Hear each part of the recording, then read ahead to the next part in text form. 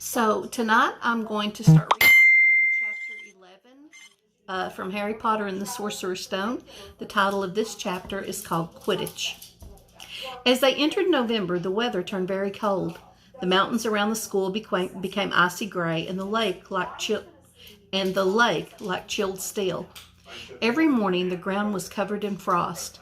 Hagrid could be seen from the upstairs windows defrosting broomsticks on the Quidditch field, bundled up in a long moleskin overcoat, rabbit fur gloves, and enormous beaver skin boots. The Quidditch season had begun. On Saturday, Harry would be playing in his first match after weeks of training. Gryffindor versus Slytherin. If Gryffindor won, they would move up into second place in the house championship. Hardly anyone had seen Harry play because Wood had decided that, as their secret weapon, Harry should be kept, secret. But the news that he was playing Seeker had leaked out somehow, and Harry didn't know which was worse. People telling him he'd be brilliant, or people telling him they'd be running around underneath him holding a mattress. It was really lucky that Harry now had Hermione as a friend. He didn't know how he'd have gotten through all his homework without her, what with all the last-minute Quidditch practice Wood was making them do. She had also lent him Quidditch Through the Ages, which turned out to be a very interesting read. Harry learned that there were 700 ways of committing a Quidditch foul, and that all of them had happened during a World Cup match in 1473. That Seekers were usually the smallest and fastest players, and that most serious Quidditch accidents seemed to happen to them. That although people rarely died playing Quidditch, referees had been known to vanish and turn up months later in the Sahara Desert. Hermione had become a bit more relaxed about breaking rules since Harry and Ron had saved her from the mountain troll, and she was much nicer for it. The day before Harry's first Quidditch match, the three of them were out in the freezing courtyard during break, and she had conjured them up a bright blue fire that they could carry around in a jam jar. They were standing with their backs to it, getting warm, when Snape crossed the yard.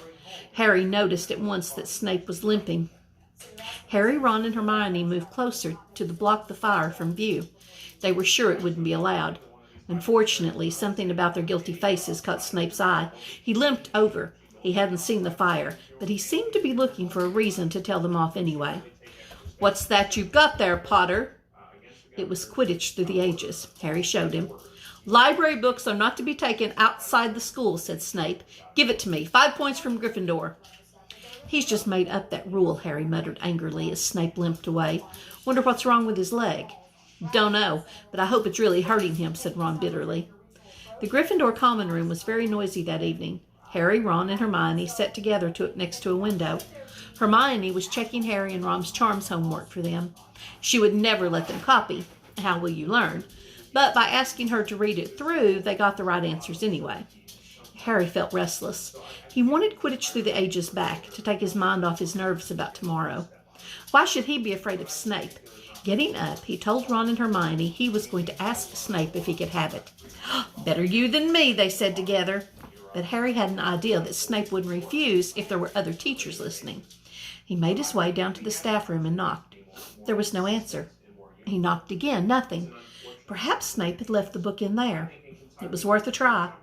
He pushed the door ajar and peered inside, and a horrible scene met his eyes. Snape and Filch were inside alone. Snape was holding his robes above his knees. One of his legs was bloody and mangled. Filch was handing Snape bandages. "Blasted things," Snape was saying. "How are you supposed to keep your eyes on all 3 heads at once?" Harry tried to shut the door quietly, but... "Potter!" Snape's face was twisted with fury as he dropped his robes quickly to hide his leg. Harry gulped. "I just wondered if I could have my book back." "Get out! Out!" Harry left before Snape could take any more points from Gryffindor. He sprinted back upstairs. "Did you get it?" asked Ron as Harry joined them. "What's the matter?" In a low whisper, Harry told them what he'd seen. "You know what this means," he finished breathlessly. "He tried to get past that 3-headed dog at Halloween. That's where he was going when we saw him. He's after whatever it's guarding. And I'd bet my broomstick he let that troll in to make a diversion." Hermione's eyes were wide. "No, he wouldn't," she said. "I know he's not very nice, but he wouldn't try and steal something Dumbledore was keeping safe." "Honestly, Hermione, you think all teachers are saints or something," snapped Ron. "I'm with Harry. I wouldn't put anything past Snape. But whatever What's he after? What's that dog guarding? Harry went to bed with his head buzzing with the same question. Neville was snoring loudly, but Harry couldn't sleep anyway. He tried to empty his mind. He needed to sleep. He had to. He had his first Quidditch match in a few hours, but the expression on Snape's face when Harry had seen his leg wasn't easy to forget. The next morning dawned very bright and cold. The great hall was full of the delicious smell of fried sausages and the cheerful chatter of everyone looking forward to a good Quidditch match. "You've got to eat some breakfast." "I don't want anything." "Just a bit of toast," wielded Hermione. "I'm not hungry." Harry felt terrible. In an hour's time he'd be walking onto the field. "Harry, you need your strength," said Seamus Finnegan. "Seekers are always the ones who get clobbered by the other team." "Thanks, Seamus," said Harry, watching Seamus pile ketchup on his sausages. By 11 o'clock, the whole school seemed to be in the stands around the Quidditch pitch. Many students had binoculars. The seats might be raised high in the air, but it was still difficult to see what was going on sometimes. Ron and Hermione joined Neville, Seamus, and Dean, the West Ham fan up in the top row. As a surprise for Harry, they had painted a large banner on one of the sheets Scabbers had ruined. It said Potter for President, and Dean, who was good at drawing, had done a large Gryffindor lion underneath. Then Hermione had performed a tricky little charm so that the paint flashed different colors.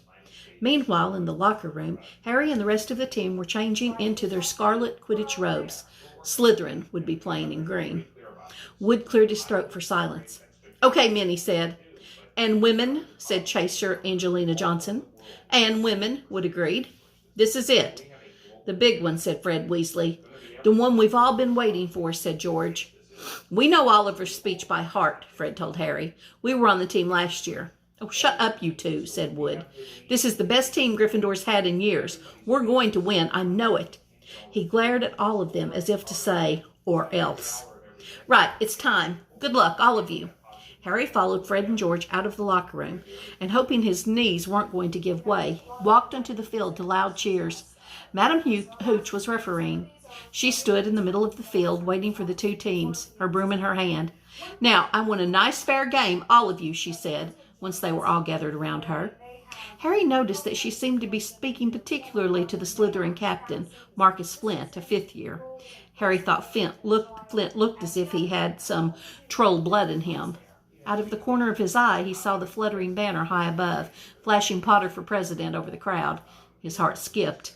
He felt braver. "Mount your brooms, please." Harry clambered onto his Nimbus 2000. Madam Hooch gave a loud blast on her silver whistle. 15 brooms rose high up in the air, high in the air. They were off.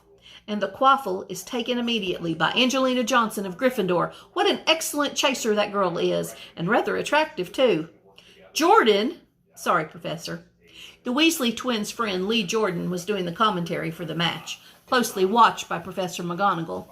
"And she's really belting along up there. A neat pass to Alicia Spinnet, a good a good find of Oliver Wood's. Last year, only a reserve. Back to Johnson, and no, the Slytherins have taken the quaffle. Slytherin captain Marcus Flint gains the quaffle, and off he goes. Flint flying like an eagle up there. He's going to... No! Stopped by an excellent move by Gryffindor keeper Wood, and the Gryffindors take the quaffle.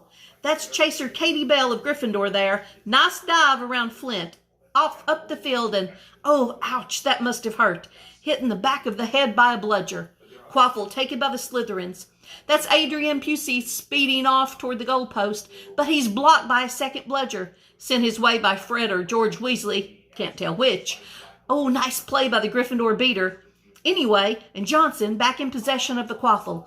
A clear field ahead, and off she goes. She's really flying, dodges a speeding bludger. The goalposter ahead. Come on now. Come on, Angelina. Keeper Bletchley dives, missing. Gryffindor score. Gryffindor cheers filled the cold air with howls and moans from the Slytherins. "Budge up there, move along." Hagrid. Ron and Hermione squeezed together to give Hagrid enough space to join them. "Been watching from me hut," said Hagrid, patting a large pair of binoculars around his neck. "But it isn't the same as being in the crowd. No sign of the snitch yet, eh?" "Nope," said Ron. "Harry hasn't had much to do yet." "Kept out of trouble, though. That's something," said Hagrid, raising his binoculars and peering skyward at the speck that was Harry. Way up above them, Harry was gliding over the game, squinting about for some sign of the snitch. This was part of his and Wood's game plan. "Keep out of the way until you catch sight of the snitch," Wood had said. "We don't want you attacked before you have to be." When Angelina had scored, Harry had done a couple of loop-de-loops to let off his feelings. Now he was back to staring around for the snitch. Once he caught sight of a flash of gold, but it was just the reflection from one of Weasley's wristwatches. And once a bludger decided to come pelting his way, more like a cannonball than anything, but Harry dodged it and Fred Weasley came chasing after it. "All right there, Harry," he had time to yell as he beat the bludger furiously toward Marcus Flint. "Slytherin in possession," Lee Jordan was saying. "Chaser Pusey ducks 2 bludgers, 2 Weasleys, and Chaser Bell, and speeds toward the—" "Wait a moment. Was that the snitch?" A murmur ran through the crowd as Adrian Pusey dropped the quaffle, too busy looking over his shoulder at the flash of gold that had just passed his left ear. Harry saw it. In a great rush of excitement, he dived downward after the streak of gold. Slytherin seeker Terence Higgs had seen it too. Neck and neck, they hurtled toward the snitch. All the chasers seemed to have forgotten what they were supposed to be doing as they hung in midair to watch. Harry was faster than Higgs. He could see the little round ball, wings fluttering, darting out up ahead. He put on an extra spurt of speed. Wham! A roar of rage echoed from Gryffindor's below. Marcus Flint had blocked Harry on purpose, and Harry's broom spun off course, Harry holding on for dear life. "Foul!" screamed the Gryffindors. Madam Hoots spoke angrily to Flint and then ordered a free shot at the goalpost for Gryffindor. But in all the confusion, of course, the golden snitch had disappeared from sight again. Down in the stands, Dean Thomas was yelling, "Send him off, ref! Red card!" "What are you talking about, Dean?" said Ron. "Red card," said Dean furiously. "In soccer, you get shown the red card and you're out of the game." "But this isn't soccer, Dean," Ron reminded him. Hagrid, however, was on Dean's side. "They ought to change the rules. Flint could have knocked Harry out of the air." Lee Jordan was finding it difficult not to take sides. "So, after that obvious and disgusting bit of cheating—" "Jordan," growled Professor McGonagall. "I mean, after that open and revolting foul—" "Jordan, I'm warning you." All right. Flint nearly kills the Gryffindor seeker, which could happen to anyone, I'm sure. So a penalty to Gryffindor, taken by Spinnet, who puts it away, no trouble. And we continue to play. Gryffindor still in possession." It was as Harry dodged another bludger, which went spinning dangerously past his head, that it happened. His broom gave a sudden frightening lurch. For a split second he thought he was going to fall. He gripped the broom tightly with both his hands and knees. He'd never felt anything like it. It happened again. It was as though the broom was trying to buck him off. But Nimbus 2000s did not suddenly decide to buck their riders off. Harry tried to turn backward toward the Gryffindor goalpost. He had half a mind to ask Wood to call a timeout. And then he realized that his broom was completely out of control. He couldn't turn it. He couldn't direct it at all. It was zigzagging through the air and every now and then making a violent swishing movements that almost unseated him. Lee was still commentating. "Slytherin in possession. Flint with the quaffle. Passes Spinnet. Passes Bell. Hit hard in the face by a bludger. Hope it broke his nose. Only joking, Professor. Slytherin score." "Oh no!" The Slytherins were cheering. No one seemed to have noticed that Harry's broom was behaving strangely. It was carrying him slowly higher, away from the game, jerking and twitching as it went. "Don't know what Harry thinks he's doing," Hagrid mumbled. He stared through his binoculars. "If I didn't know better, I'd say he's lost control of his broom. But he can't have—" Suddenly people were pointing up at Harry all over the stands. His broom had started to roll over and over, with him only just managing to hold on.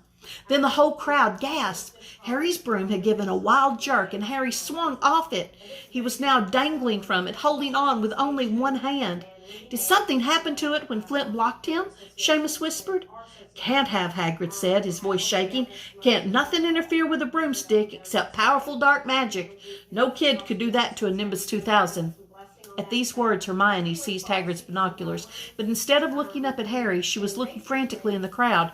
"What are you doing?" moaned Ron, gray-faced. "I knew it," Hermione gasped. "Snape, look." Ron grabbed the binoculars. Snape was in the middle of the stands opposite them. He had eyes fixed on Harry and was muttering non-stop under his breath. "He's doing something, jinxing the broom," said Hermione. "What should we do?" "Leave it be." Before Ron could say another word, Hermione had disappeared.